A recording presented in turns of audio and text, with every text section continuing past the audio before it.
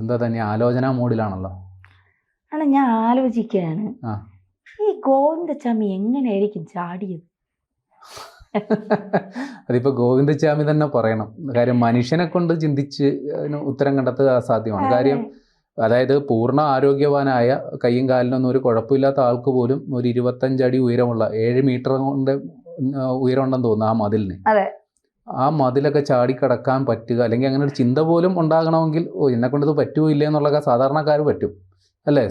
സാധാരണക്കാർ ചിന്തിക്കും എന്നെ കൊണ്ട് ഇത് സാധിക്കുമോ, എത്ര ദിവസത്തെ പ്ലാനിങ് വേണ്ടി വരും അല്ലേ? അപ്പോൾ ഒരു കൈയില്ലാത്ത ഗോവിന്ദച്ചാമി അവനെയൊക്കെ ഒരു അത് പൂർണ്ണ സജ്ജമായിരുന്നെങ്കിൽ അവനെയൊക്കെ വല്ല ഒളിമ്പിക്സിനൊക്കെ വിട്ടിരുന്നെങ്കിൽ ഹൈ ജമ്പ് ലോങ് ജമ്പ്. അത് പറഞ്ഞപ്പോഴാണ് 4-5 പേരെ പ്രതികരണം വന്നിട്ടുണ്ട്.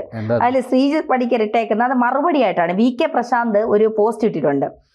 ഇത് കേരള പോലീസിന് കൊടും കുറ്റവാളി എന്ന് വെച്ചാൽ ഒരു പ്രശാന്ത് നമ്മുടെ പഴയ മേയർ ബ്രോ ഇത് കേരള പോലീസിന് എന്നിട്ട് ഒരു ഇതൊക്കെ ഇട്ടിട്ടുണ്ട് അദ്ദേഹം, കൊടും കുറ്റവാളി ഗോവിന്ദച്ചാമി പിടിയിൽ. അപ്പൊ അതിന് മറുപടിയായിട്ട് ഗോവിന്ദച്ചാമി പിടിയിലായത് പോലീസിന്റെ ക്രെഡിറ്റ്. അപ്പൊ ഗോവിന്ദച്ചാമി ചാടിയതോ അതും പോലീസിന്റെ ക്രെഡിറ്റ്. നീ ചാട് ഞങ്ങൾ പിടിക്കും, രണ്ടും ഞങ്ങളുടെ ക്രെഡിറ്റാ. അപ്പൊ ശ്രീജിത്ത് പടിക്കർ പറയടേ, ഇന്ത്യൻ കരസേനയെ വെട്ടിച്ച് കടന്നു കളഞ്ഞ ഗോവിന്ദച്ചാമിയെ പിടിച്ച കേരള പോലീസ് അഭിവാദ്യങ്ങൾ. എന്നാൽ ഇത് വല്ല രസം. ഇതിന്റെ താഴെ വന്ന കമന്റുകളാണ്. 2-3 കമന്റും കൂടെ വായിച്ചിട്ട് പോവാം. ഒരു ജിജി മേപ്പയ്യൂർ എഴുതിയിരിക്കുകയാണ്, പാവം കർക്കിടകമായതുകൊണ്ട് തനിക്ക് വേണ്ടി ബാധിച്ച ആളൂരിന് ബലിയിടാൻ വേണ്ടിയാണ് ഗോവിന്ദച്ചാമി ജയിൽ ചാടിയത്. അടുത്ത ഓടിപ്പോകാൻ അവസരം കൊടുക്കും എന്നിട്ട് പിടിക്കും. അവന്റെ നടപ്പ് കണ്ടാൽ കെട്ടി ശബരിമലയ്ക്ക് പോകുന്നത് പോലെയുണ്ട്. ഒരു കൈയുള്ളവൻ നൈസായിട്ട് ജയിൽ ചാടി, 2 കൈയും ഉണ്ടായിരുന്നതിൽ എന്തായനെ? പിടിച്ചാൽ വാർത്ത, വിട്ടാൽ വാർത്ത, വിട്ടു പിടിച്ചാൽ വമ്പൻ വാർത്ത. വിട്ടിട്ട് വീണ്ടും പിടിക്കും, അത് വമ്പൻ വാർത്ത. ചാടിയ വാർത്ത ആദ്യം വന്നത് ഞങ്ങളുടെ കൈരണിയിൽ, ക്ഷമിക്കണം മറന്നുപോയതാണ്. വാർത്ത പുതിയത് വരട്ടെ, ആഘോഷം അവസാനിക്കുന്നില്ല. കിണറ്റിൽ ബലിയിട്ട് ജുവാവ് കേരളത്തിൽ മാതൃകയായി.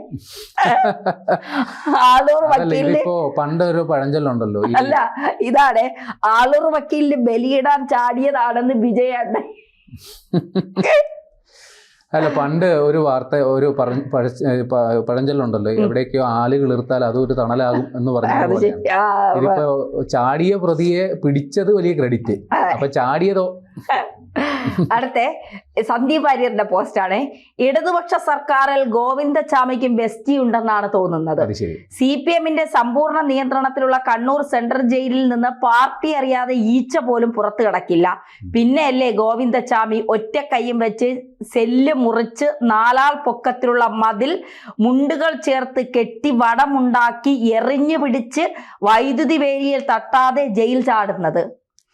ഇതിന്റെ ക്രെഡിറ്റും പിണറായി അങ്ങ് വച്ചാൽ മതി.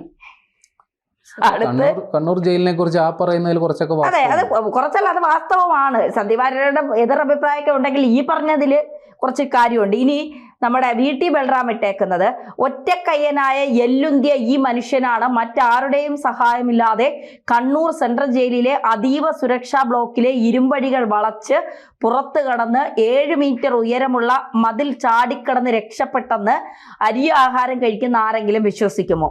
കണ്ണൂർ ജയിലിലെയും ആഭ്യന്തര വകുപ്പിലെയും സിസ്റ്റം മൊത്തത്തിൽ തകരാറിലാണ് എന്ന് തന്നെ കരുതേണ്ടിയിരിക്കുന്നു.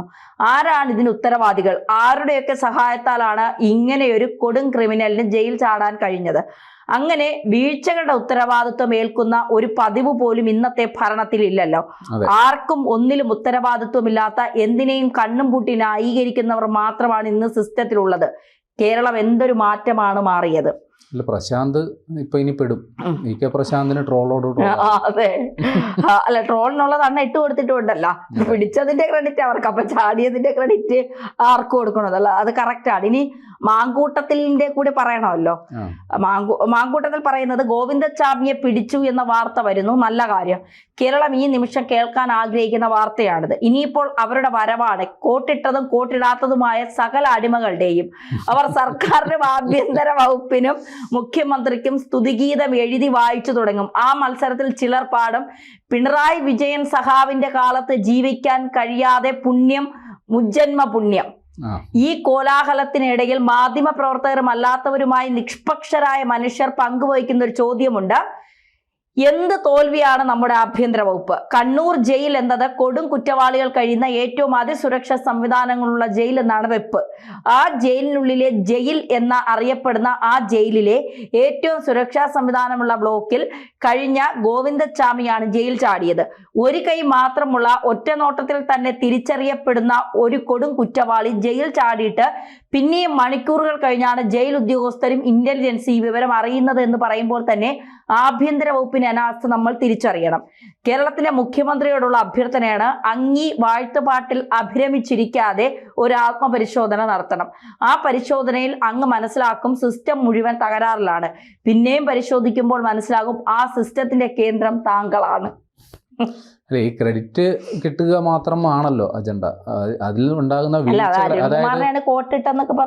ഈ ക്രെഡിറ്റ് തട്ടൽ അതിന്റെ സംഗതി ആയിരുന്നില്ല. ദേശീയപാത തകർന്ന് തരിപ്പണമായപ്പോ അതിന്റെ ഉത്തരവാദിത്വം കേൾക്കാൻ ആരും ഉണ്ടായിരുന്നില്ല. അല്ല, ഞങ്ങൾ ഗോവിന്ദച്ചാമിയെ വിശ്വസ്തനാക്കില്ല. ഞങ്ങൾ ഗോവിന്ദച്ചാമിക്ക് വേണ്ടി കല്ലറകൾ പണിയില്ല. ഞങ്ങൾ ഗോവിന്ദച്ചാമിക്ക് വേണ്ടി മെഴുകുതിരികൾ കത്തിക്കില്ല. ഞങ്ങൾ ഗോവിന്ദച്ചാമിയെ പിന്നെ ഞങ്ങളുടെ ദേശാഭിമാനിയിലൊന്നും വലിയ രീതിയിൽ വെണ്ടയ്ക്ക അക്ഷരത്തിൽ ഞങ്ങൾ വാർത്തകളാക്കില്ല. ഞങ്ങളുടെ നെഞ്ചിലാണ് ഗോവിന്ദച്ചാമി, ഞങ്ങളുടെ കണ്ണിലാണ് ഗോവിന്ദച്ചാമി, ഞങ്ങളുടെ സിരകളിലാണ് ഗോവിന്ദച്ചാമി. മുട്ടയെ വിടാൻ ഉദ്ദേശിച്ചില്ല. ഇത്രയൊക്കെ പറ്റുള്ളൂ. എന്ത് പറയാനാണ്? ഈ അന്ന് ചോദിച്ചൊരു വലിയ ചോദ്യമാണ്. അത് നമ്മൾ സീരിയസ് ആയിട്ട് എടുക്കേണ്ടതാണ്. VK പ്രശാന്ത് ക്രെഡിറ്റ് കൊടുത്തു പിടിച്ചതിന്. അപ്പം പറഞ്ഞു വിട്ടതിന്റെ ക്രെഡിറ്റ് ആർക്കാണ്? അല്ലെങ്കിൽ രക്ഷപ്പെടാൻ സഹായിച്ചതിന്റെ ക്രെഡിറ്റ് ആരാണ് ഏറ്റെടുക്കേണ്ടത്? പോലീസുകാരാണോ? ജയിൽ DIG ആണോ? ഇവിടുത്തെ സിസ്റ്റമാണോ? ആഭ്യന്തര വകുപ്പാണോ? അതോ അകത്തുനിന്ന് സഹായിച്ച് പുറത്ത് രക്ഷപ്പെടാൻ സഹായിച്ചവരാണോ? ആരാണ്? അതായത് കേരള പോലീസിന് ഒരു വലിയ ചരിത്രമുണ്ട്. അതായത് കേരള പോലീസ് ഇന്ത്യയിലെ ഏറ്റവും മികച്ച പോലീസ് സേനയാണെന്ന് ഏതോ ഒരു മാധ്യമ സ്ഥാപനം, എനിക്ക് തോന്നുന്നു ഇന്ത്യ ടുഡേ ആണെന്ന് തോന്നുന്നു, അങ്ങനെ എന്തോ ഒരു സർവേ നടത്തി അവരൊരു അവാർഡ് കൊടുത്തു. അത് ഒരു മാധ്യമ സ്ഥാപനം കൊടുത്ത അവാർഡാണ്. അത് മൊത്തത്തിൽ കേരള പോലീസാണ് നല്ലത്, ഇന്ത്യയിലെ ഏറ്റവും മികച്ച ആഭ്യന്തര വകുപ്പ് കേരളത്തിലാണ് എന്നൊക്കെ രീതിയിൽ പ്രചാരണം നടത്തിയിട്ടുള്ള പാരമ്പര്യമുള്ളവരാണ്. അപ്പോൾ അതുകൊണ്ട് ഇതും അവരെന്തെങ്കിലും പറഞ്ഞ് അങ്ങനെ ന്യായീകരിക്കും. അല്ല, കേരള പോലീസിനെ മുഴുവൻ നമ്മൾ അടച്ചാക്ഷേപിക്കുന്നില്ല. നല്ലവരായ ഒരുപാട് ഉദ്യോഗസ്ഥർ അതിൻ്റെ അകത്തുണ്ട്. ജോലി എന്താണെന്നും ഈ ജോലി ജനങ്ങളുടെ സേവനത്തിനാണെന്നും കുറ്റവാളികൾ ഒരിക്കലും രക്ഷപ്പെടാൻ പാടില്ല എന്നും നിരപരാധികൾ ശിക്ഷിക്കപ്പെടാൻ പാടില്ല എന്നും ഒക്കെ വിചാരിക്കുന്ന ഒരുപാട് നല്ലവരായ പോലീസ് ഉദ്യോഗസ്ഥരുണ്ട്. അവരെ നമ്മൾ ഒരിക്കലും ഇഴത്തി കാണിക്കുന്നില്ല. പക്ഷേ ഈ വീഴ്ച, നിങ്ങൾ പിടിച്ച പോലീസിന് ക്രെഡിറ്റ് കൊടുക്കുമ്പോൾ പ്രേംലാലേട്ടൻ ചോദിച്ചതുപോലെ നിങ്ങൾ അവിടെ നിന്ന് രക്ഷിക്കാൻ സഹായിച്ച ആളുകൾ കൂടി ക്രെഡിറ്റ് കൊടുക്കാൻ തയ്യാറാകണം. അത് ജയിൽ വകുപ്പിൽ ആരെങ്കിലും ആണെങ്കിൽ അടുത്ത പ്രാവശ്യം നിങ്ങൾ അവർക്ക് പ്രത്യേക ഒരു പുരസ്കാരമൊക്കെ തയ്യാറാക്കി വെക്കണം. ജയിൽ ചാടാൻ സഹായിച്ചവർക്ക് പ്രത്യേക പുരസ്കാരം, പിടിക്കാൻ സഹായിച്ചവർക്ക് പ്രത്യേക ചാട്ട ശ്രീമാൻ പുരസ്കാരം. കൊള്ളാല്ലേ? അത് പുളിയാണ്. ഇതൊക്കെ ഇവിടെ നിന്ന് വരണ്ട.